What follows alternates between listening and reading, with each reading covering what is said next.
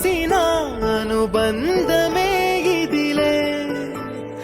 వయసు మీరిన పాసమే ఒక కావ్యమైనదిలే.